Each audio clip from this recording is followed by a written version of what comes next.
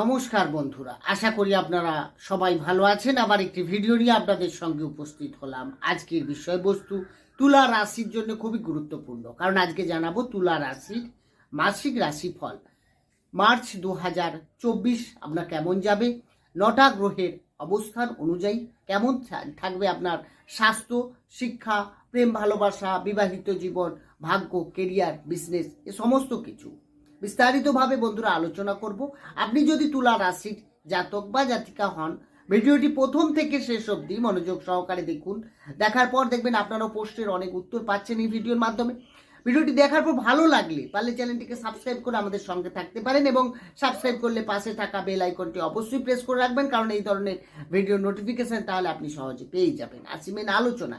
তাহলে যখনই মার্চ শুরু হচ্ছে, আপনার রাশি সাপেক্ষে গ্রহের অবস্থান থাকবে অনেকটা এরকম, অর্থাৎ আপনার রাশির দ্বাদশে অবস্থান করে থাকবে কেতু, আপনার রাশির চতুর্থভাবে অবস্থান করে থাকছে মঙ্গলের সঙ্গে শুক্র, পঞ্চমে থাকছে শনি, রবি, বুধ, ষষ্ঠভাবে থাকছে রাহু, এবং রাশির সপ্তমে অবস্থান করে থাকবে দেবগুরু বৃহস্পতি। বন্ধুরা, গ্রহের অবস্থান অনুযায়ী এই মাসে স্বাস্থ্য কেমন যাবে আপনার। স্বাস্থ্য বিচার করা হয় রাশির অধিপতি গ্রহের অবস্থান অনুযায়ী। রাশির মালিক হচ্ছেন শুক্র, যে কিনা আপনার রাশির চতুর্থভাবে অবস্থান করে থাকবে। চতুর্থভাবে থাকবে 7ই মার্চ পর্যন্ত, তারপর কিন্তু পঞ্চমে গোচর করবে। পঞ্চমপতি শনি, পঞ্চমপতি শনি একেবারে পঞ্চমেই থাকছে, ফলে শনি শুক্র কম্বিনেশন কিন্তু খুবই ভালো, মিত্র ক্ষেত্রে যাচ্ছে। তো এক্ষেত্রে স্বাস্থ্য নিয়ে বড় কিছু সমস্যা তো আপনার হচ্ছে না। তবে 7 তারিখের আগে মঙ্গলের সঙ্গে যেহেতু শুক্র যুক্ত থাকছে, সেই কারণে আপনার কিছুটা হেডেক, টেনশন এবং অ্যাগ্রেসিভ কিছু নেচার আপনার দেখা যাবে, তাতে কিছু সমস্যা হালকা আসতে পারে। কিন্তু ওভারঅল যদি দেখা যায়, স্বাস্থ্য কিন্তু এই মাসে ভালো চলছে। স্বাস্থ্য নিয়ে আপনার বেশি কিছু ভাবার নেই। এরপরে যে বিষয় আসবো সেটা হচ্ছে আপনার শিক্ষা। শিক্ষা বিচার করা হয় পঞ্চম ভাব থেকে। পঞ্চমের অধিপতি গ্রহ হচ্ছেন শনি। শনি নিজের ঘরেই থাকবে এই মাসে মার্গী হয়ে, এবং সঙ্গে থাকছে রবি, বুধ। তাহলে রবি বুধ, এটা একটা বুধাদিত্য যোগ তৈরি হয় রবি বুধের ক্ষেত্রে, খুব কম সময়ের জন্য, কারণ গোচরে আসছে। তো সেক্ষেত্রে শিক্ষার জায়গায় এই যোগ কিন্তু আপনার খুবই ভালো। এবং যেহেতু পঞ্চমপতি নিজের ঘরে আছে, তো নিজের ঘর কেউ কখনো খারাপ করতে চাইবে না। তাই পঞ্চমের বিষয় যেটা হচ্ছে শিক্ষা, সেই শিক্ষা কিন্তু আপনার বেটার চলবে। আপনার ক্ষেত্রে যে কোনো অ্যাডমিশন, এক্সাম, কোনো আপনি পরীক্ষা, সরকারি চাকরির জন্য কোনো এক্সাম দিতে চাইছেন, ফর্ম ফিল আপ করতে চাইছেন, আপনার জন্য খুব ভালো। শনির অবস্থান ভালো আছে, আপনার কিন্তু শিক্ষা নিয়ে কোনো চিন্তা নেই এই মাসে। এরপরে যে বিষয়ে আসবো সেটা হচ্ছে আপনার প্রেম ভালোবাসা। একইভাবে পঞ্চম থেকে প্রেম ভালোবাসা বিচার করা হয়। তাহলে পঞ্চমে রবির অবস্থান 15ই মার্চ পর্যন্ত, এটা কিন্তু প্রেমের ক্ষেত্রে কিছুটা ডিস্টার্ব। অর্থাৎ আপনার যে সামনের ব্যক্তি, সে প্রেমিক বা প্রেমিকা যেই হন না কেন, তার মধ্যে কিছু অ্যাগ্রেসিভ নেচার বা অহংভাব সেটা কিন্তু লক্ষ্য করা যাবে। অর্থাৎ যেটা আপনি মনে করবে সে যে এটা ঠিক, তো ঠিক, আপনাকে এখানে কিছুটা কম্প্রোমাইজ করতে হচ্ছে। এছাড়া 7ই মার্চের পর প্রেমের কারক গ্রহ হচ্ছে শুক্র, সেও পঞ্চমে গোচর করে যাচ্ছে। সুতরাং প্রেমের ক্ষেত্রে কিন্তু নতুন করে সম্পর্ক তৈরি হওয়া, বা আগে কোনো রিলেশনশিপে কোনো সমস্যা থাকলে, প্রেমের ক্ষেত্রে বাধা বা মিসআন্ডারস্ট্যান্ডিং হচ্ছিল, এরকম যদি কোনো সমস্যা থাকে, সেটা কিন্তু রিকভারি হচ্ছে এই সময়। সুতরাং গ্রহের অবস্থান অনুযায়ী এই মাসে কিন্তু প্রেম ভালো চলবে। এর ক্ষেত্রে এরপরে যে বিষয় আসবো সেটা হচ্ছে আপনার বিবাহিত জীবন। বিবাহিত জীবন বিচার করা হয় সপ্তম ভাব থেকে। সপ্তমের অধিপতি গ্রহ মঙ্গল, যে কিনা উচ্চস্থ হয়ে আপনার চতুর্থভাবে অবস্থান করে থাকবে। কবে না? 16ই মার্চ পর্যন্ত। তাহলে 16ই মার্চ পর্যন্ত বিবাহিত জীবনে কোনো সমস্যা সেভাবে থাকছে না, কারণ গ্রহ উচ্চস্থ থাকছে। তার সঙ্গে সঙ্গে আপনার বিবাহ রিলেটেড যে কোনো প্রশ্ন, যদি অনেক সময় অনেকে হয়তো যোগাযোগ করছে, ফাইনাল হচ্ছে না, যাদের নতুন বিয়ে করতে চাইছেন, অবিবাহিত রয়েছেন, তাদের ক্ষেত্রে বিয়ের যোগ এই 16ই মার্চ পর্যন্ত খুব ভালো।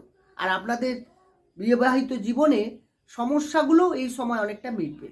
কিন্তু 16ই মার্চের পর মঙ্গল যখন শত্রু ক্ষেত্রে যাবে, যদিও পঞ্চম ঘর কিন্তু শত্রু ক্ষেত্র, কারণ শনির ঘর, মঙ্গল এখানে আপনার কিছুটা ডিস্টার্ব দেবে। অর্থাৎ আপনার যে লাইফ পার্টনার থাকবে তার মধ্যে কিন্তু অ্যাগ্রেসিভ কিছু নেচার দেখা যাবে, যেটা আপনার ক্ষেত্রে কিন্তু দুজনের সম্পর্কের ক্ষেত্রে একটু টানাপোড়েন চলতে পারে। 16ই মার্চের পর আপনাকে একটু সাবধানে এগোতে হবে, দুজনকে বুঝতে হবে এবং কোনো সমস্যা হলে সেটা আলোচনা করে মিটিয়ে নিতে হবে। সন্দেহের অবকাশ কিন্তু রাখলে সম্পর্কই ভাঙবে। এরপরে যে বিষয়ে আসবো সেটা হচ্ছে আপনার ভাগ্য। হ্যাঁ বন্ধুরা, ভাগ্যের অবস্থান কেমন থাকবে, ভাগ্যপতি এই মাসে কি বলছে, ভাগ্য আপনার কতটা সাপোর্ট দেবে এই মাসে। বন্ধুরা, ভাগ্য বিচার করা হয় নবম ভাব থেকে। নবমের অধিপতি গ্রহ হচ্ছে বুধ, যে কিনা আপনার রাশির পঞ্চমে অবস্থান করে থাকছে কতদিন না 7ই মার্চ পর্যন্ত। তো 7ই মার্চ পর্যন্ত আপনার কিন্তু ভাগ্যের যথেষ্ট সাপোর্ট আপনি পাবেন। যে কোনো শুভ কাজ করতে পারেন, যে কোনো মাঙ্গলিক অনুষ্ঠান বাড়িতে করাতে চাইলে এই সময় করাতে পারেন। তাছাড়া কোনো ইনভেস্ট করাতে গেলেও আপনি এই সময় নিশ্চিন্ত করাবেন, কারণ এখানে পঞ্চমপতির সঙ্গে নবমপতি যুক্ত হয়ে একটা ত্রিকোণ, যে একটা যোগাযোগ সেটা তৈরি হচ্ছে। সেইখানে আপনার কিন্তু ভাগ্য আপনার অনেক বেটার ফল দেবে। অনেক দিনের কোনো পেন্ডিং কাজ অনেক চেষ্টা করে হচ্ছে না, সেটা কিন্তু দেখবেন এই প্রথম সপ্তাহে একদম 7 দিনের মধ্যেই আপনার কিন্তু অনেকটা বাস্তবায়িত হতে পারে। আপনাকে অনেকটা এগোতে হবে।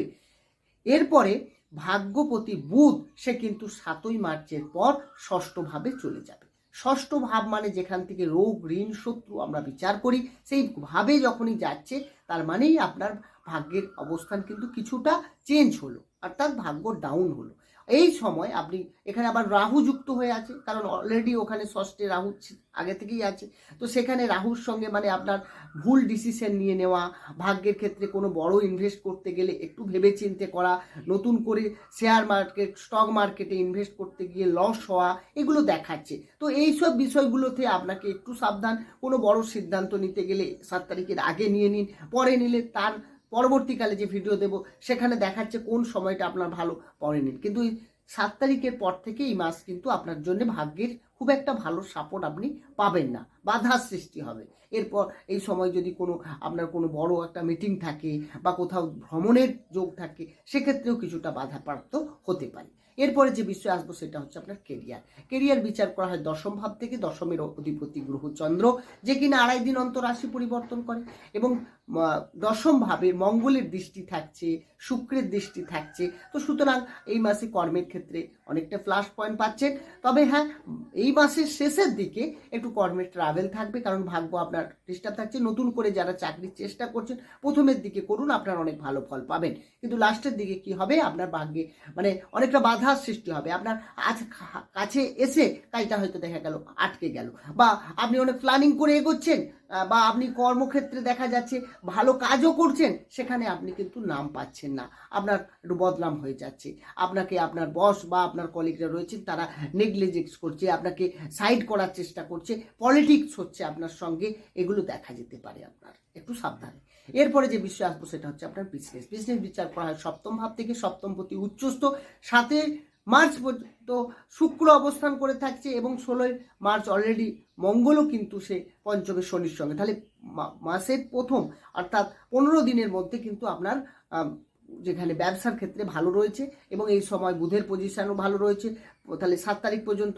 সেক্ষেত্রে মাসের প্রথম দিকে আপনি কোনো ব্যবসা শুরু করতে পারেন, সেটা পার্টনারশিপ হতে পারে বা নিজেও কোনো ব্যবসা শুরু করতে পারেন। এখানে কিন্তু ব্যবসায় আপনার খুব ভালো দেখাচ্ছে। কিন্তু মাসের শেষের দিকে 15 দিন পর এখানে ব্যবসার ক্ষেত্রে কিছুটা বাধা আসবে, আপনার কাস্টমারের সঙ্গে ডিলিংয়ে কিছু প্রবলেম হতে পারে, কিছু আর্থিক মানে ঝুলে থাকতে পারে, সেখানে আপনি পেন্ডিং প্রবলেমগুলো কিছু তৈরি হতে পারে। তো এগুলো দেখা যাচ্ছে। বন্ধু, এই আলোচনা কিন্তু রাশিভিত্তিক আলোচনা। আপনার জন্মকালীন গ্রহের অবস্থান কিন্তু আমার জানা নেই, কিন্তু গোচরে যে গ্রহের অবস্থান অনুযায়ী আপনার ফল কিন্তু এটা আপনি পাচ্ছেন। বন্ধুরা, এই ছিল আজকের আলোচনা। কেমন লাগলো আলোচনা অবশ্যই কমেন্ট বক্সে জানাবেন, বা আপনার যদি কোনো প্রশ্ন থাকেন সেটাও আপনি ডেসক্রিপশনে আপনার সঙ্গে যোগাযোগ করতে পারেন। বন্ধুরা, ভালো থাকুন, সুস্থ থাকুন, দেখা হবে অন্য একটি ভিডিওতে। নমস্কার।